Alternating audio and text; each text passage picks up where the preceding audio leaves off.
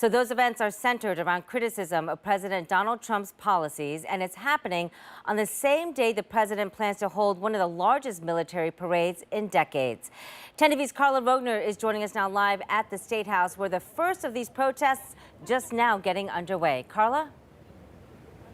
Yeah, Angela, this protest is just now kicking off. It starts at 4 and people have slowly been making their way to the State House. They've got a group set up here out front. I would say about 100, maybe a little bit more people have been coming here with signs. And now, like you said, most of the No Kings protests are happening tomorrow.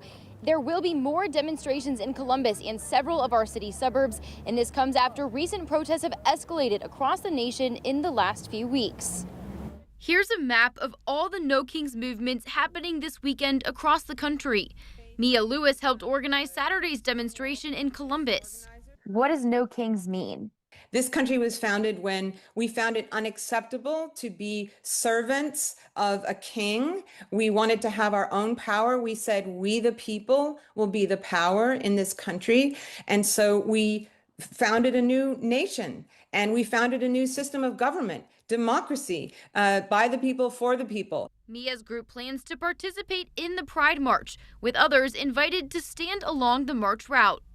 On Saturday, protests are also planned in suburbs, including Hilliard, Clintonville, Westerville, Grove City, Pickerington, Delaware, and London. At the White House this week, President Trump was asked about the No Kings movement. I don't feel like a king. I have to go through hell to get stuff approved.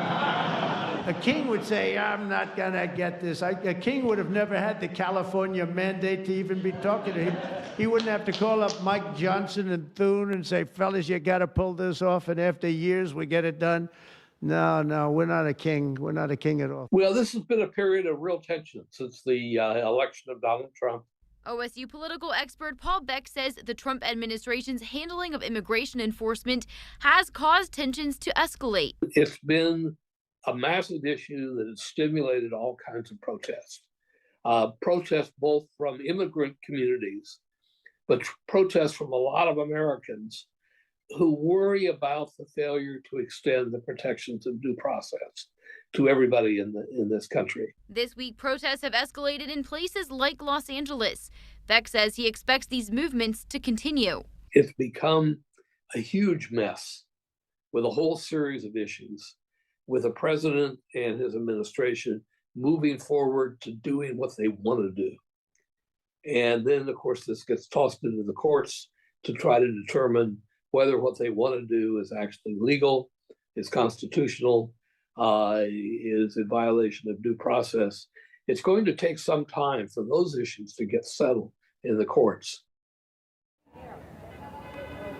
Yeah, and as for the No Kings movement this weekend, organizers stress that these are meant to be peaceful demonstrations, and they ask anyone who comes out this weekend to keep it that way. Again, this protest is just getting started here outside the State House. We will be here as this protest continues and bring you any updates in our newscast tonight. Reporting live outside the State House, Carla Rogner, 10 TV News.